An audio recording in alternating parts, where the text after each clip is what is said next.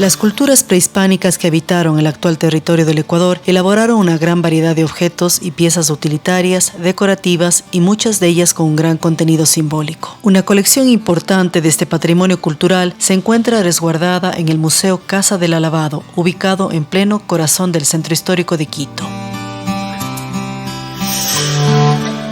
El programa Ciudad Cultural nos trae un nuevo capítulo para adentrarnos en el fascinante mundo precolombino. Bueno, mucho gusto. Yo soy Sara Lo Acevedo, soy coordinadora de proyectos especiales del Museo Casa del Alabado y gracias por venir, Luz María. Es un gusto recibirles aquí y contarle a la ciudad de Cuenca un poco sobre la historia de la casa y sobre la historia del museo en este patio del Higo, que es uno de los 5 patios que originalmente tenía la casa en el siglo XVII. Ahora en el presente tiene 3 patios y otros 2 fueron convertidos en la reserva del museo y en salas de exhibición. El Museo Casa del Alabado va a cumplir 15 años en el 2025, fue abierto en el 2010 y la casa fue intervenida durante 6 años antes, desde el 2004, para poder recibir estas piezas. Pero en realidad la historia de la casa es mucho más antigua. Empieza a ser construida aparentemente a finales del siglo XVI y principio del siglo XVII con materiales tradicionales de la zona como piedra, madera, adobe, teja, y empieza a tener varias intervenciones arquitectónicas a través de la historia. Se sabe con exactitud cuáles son las familias que vivieron en la casa. Son un montón. El documento legal que tenemos de catastro de la casa data de 1671 y es una orden de refacción de la fachada a nombre de un capitán español que se llamaba aparentemente Diego Miño Paz y Paredes. Y es curioso porque en este mismo año es que se graba una inscripción en el dintel principal de la entrada de la casa, que es un dintel de piedra, y dice: alabado sea el Santísimo, acabóse esta portada en 1671. Entonces sabemos que este dintel está también dando cuenta de una intervención a nivel fachada y que está recogiendo una frase muy tradicional que era en realidad un saludo de esta época, alabado sea el Santísimo. Entonces por este saludo es que a la casa le dicen Casa del Alabado, por la inscripción. Pero no era un convento, no era un monasterio, era una vivienda de distintas familias. Es una de las casas más antiguas del periodo colonial en la ciudad de Quito.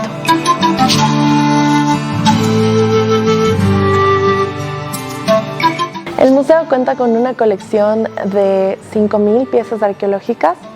El museo es un custodio de esta colección y en exhibición permanente tenemos alrededor de 700 piezas. El resto de piezas están resguardadas en la reserva del museo, son alrededor de 4.000. Esta exhibición permanente del museo está curada y organizada de una manera temática. No responde a una organización cronológica como tal vez es más común que suceda en museos de arqueología o en museos de historia. Entonces en cada sala hay un tema por explorar. Todos estos temas tienen que ver con distintas formas de entender el entorno y de ver el mundo en el mundo precolombino.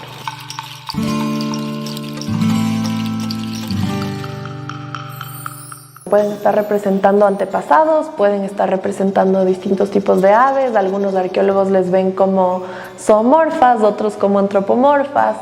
Entonces no tenemos la certeza de esa respuesta, pero de su significado particular, pero sabemos que son importantes. Están finamente talladas, seguramente fueron parte de altares interiores dentro de las viviendas, entonces sabemos que responden a un sistema de creencias. Entonces no podemos aseverar cuál, pero sabemos que responden a un sistema de creencias.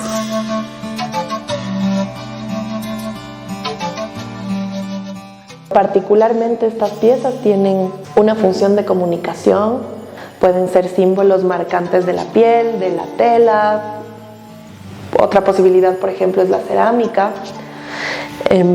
Para transmitir mensajes, todos estos símbolos pueden estarnos contando algo sobre estas culturas, tal vez sobre sus creencias, tal vez sobre sus liderazgos políticos, tal vez de la forma en que desarrollan sentidos de pertenencia, ¿no? O de sus roles de los diferentes roles que podían haber cumplido las personas.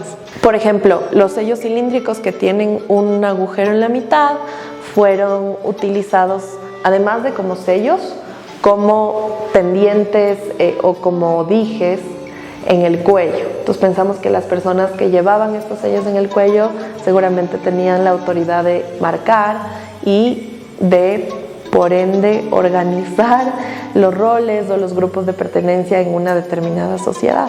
Además, estéticamente son muy llamativos. Este, por ejemplo, es un sello muy importante para nosotros porque además, inspirándonos en esta forma cuadrada de la espiral en Jamacoaque, es que se diseñó el logo del museo.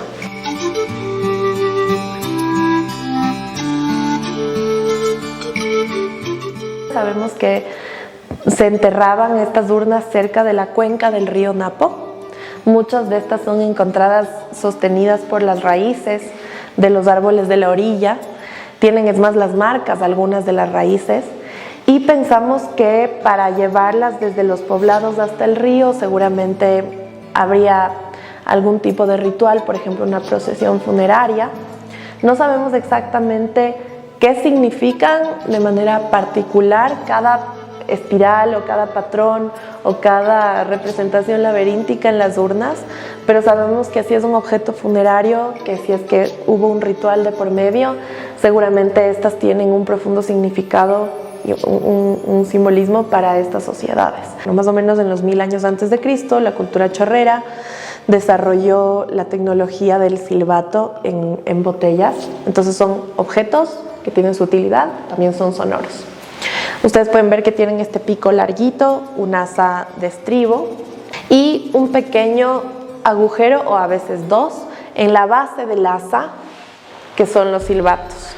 Tienen una cavidad globular, entonces en el momento en que el agua que está dentro de la vasija se mueve, el aire sale liberado a presión por los agujeros y eso produce el silbido.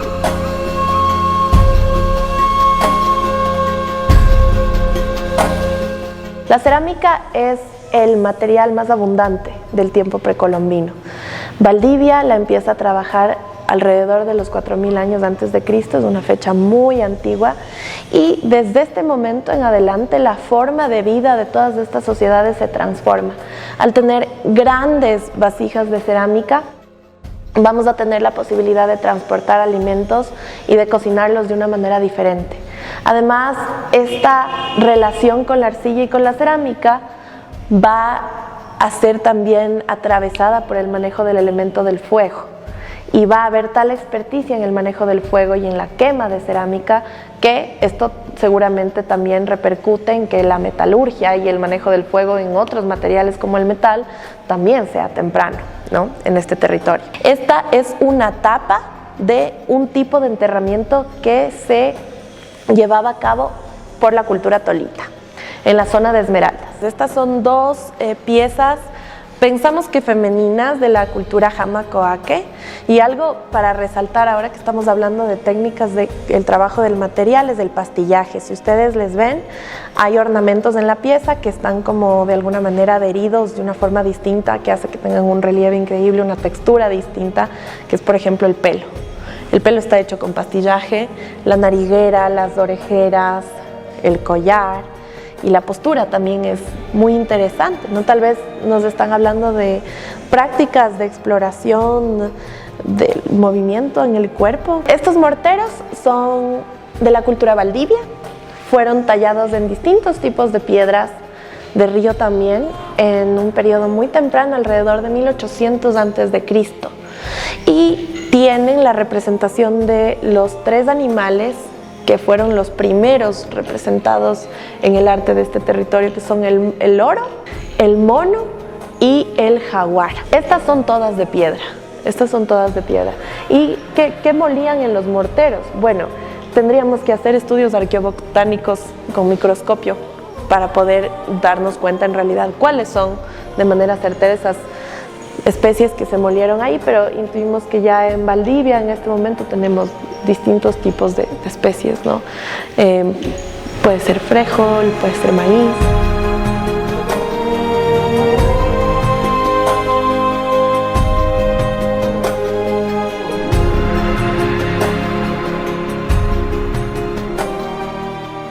estas piezas de la cultura tolita, que son muy llamativas, son modelos arquitectónicos de casas que se construyeron con materiales vernáculos de la zona de la provincia de Esmeraldas, que es donde está el principal sitio de habitación de la cultura tolita, y que además en sus cualidades físicas nos dan un poco de pistas de precisamente cuáles fueron esas formas de construir. Esta, por ejemplo, ustedes pueden ver que tiene como una especie de capas. Entonces esas capas estaban seguramente hechas de palma, de caña guadúa.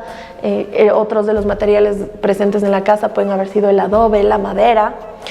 Entonces, de alguna forma es una arquitectura vegetal, es una arquitectura que tiene su ciclo y que después se tiene que renovar, y esto es de alguna manera muy amigable con el entorno y se hace teniendo mucho en cuenta cómo es el clima. Si ustedes se fijan, en esta casa tenemos unas gradas en la entrada. Seguramente estas casas estuvieron posicionadas encima de montículos. A estos montículos nosotros les llamamos tolas, por eso es la tolita. En una zona muy lluviosa y de suelo pantanoso, que la casa esté levantada del piso te ayuda a evitar las inundaciones y a la entrada de plagas.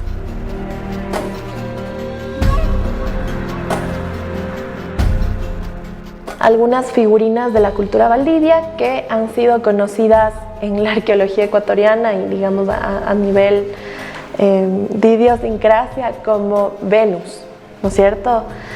Pero en realidad pensamos que las figurinas de Valdivia no solo hacen alusión a los periodos fértiles de la feminidad, sino a diferentes etapas de la vida de las mujeres. Tenemos representadas niñas, adolescentes, mujeres que tienen el aspecto de ser un poco más mayores, mujeres que están embarazadas, mujeres que están cargando niños en los brazos, y todas tienen distintivos en la forma en que llevan el cabello o su ajuar en la cabeza.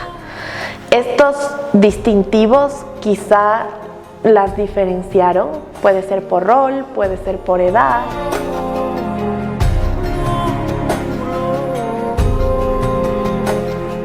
Bienvenidos a la sala de chamanes. Y tenemos varias representaciones que vienen de distintas culturas que muestran figuras de poder en el campo espiritual. Pero la figura del chamán, sus funciones, digamos, trascienden solo al campo de lo ritual, sino que lo ritual está integrado en precisamente entender el territorio, en relacionarse con las prácticas, por ejemplo, de supervivencia de su cultura en la vida cotidiana. Esta pieza que tenemos aquí es de la cultura Jamacoaque, que era una cultura costera, ese poder de administración de los recursos y esos conocimientos y sabidurías sobre el clima, que también fueron funciones de los chamanes. Entonces su saber, su conocimiento, su capacidad de liderazgo en el campo ritual está muy ligado precisamente también a su capacidad de administración.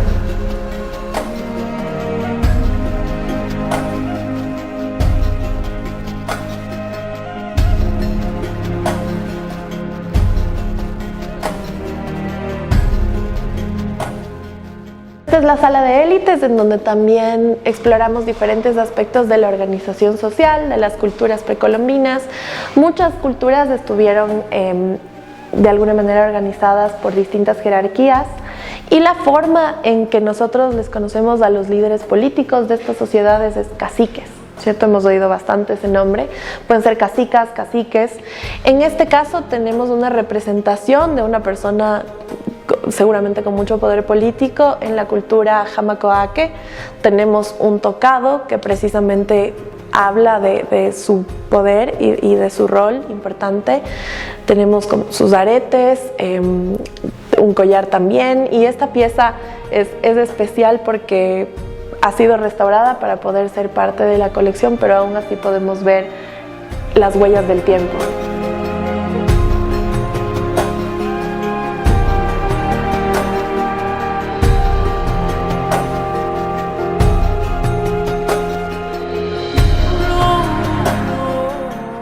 En la sala de élites también tenemos algunas piezas que están trabajadas en distintos metales. Pueden ser aleaciones de oro con cobre, como la que tenemos allá arriba, o pueden ser piezas únicamente de oro, ¿no? Tenemos también algunas piezas de metal que les quiero mostrar porque son de la cultura Cañari, para que les dé ganas de venir a vernos, a nuestros amigos de Cuenca y del Austro en general. Estas pequeñas cuentas que se ve que tienen unas caritas abajo del collar son de la cultura Cañari, así como los aretes que vemos ya en la esquina inferior de la repisa. Es una cultura que trabajó muchísimo el oro y otros metales, el cobre también. Tuvieron mucho intercambio en materias, por ejemplo, de cobre con la cultura Milagro Quevedo. Tenemos otras piezas de distintas culturas, ¿no? Jamacoaque, estos podrían ser, pensábamos que eran orejeras, pero en realidad ahora sabemos que seguramente fueron partes de tocados. Es que tuvieron varios de estos cosidos, tal vez como tenía el tocado este personaje de aquí, muy amplio, ¿no? Y además no tan pesado, el oro es un metal liviano, que puede ser fundido a temperaturas no tan elevadas como otros metales, por eso fue trabajado desde muy temprano, por ejemplo por la cultura tolita. El platino, en cambio, necesita temperaturas altísimas, entonces para mezclarlo con el oro, la gente de Tolita lo sinterizó o lo granuló y lo mezcló con el oro fundido.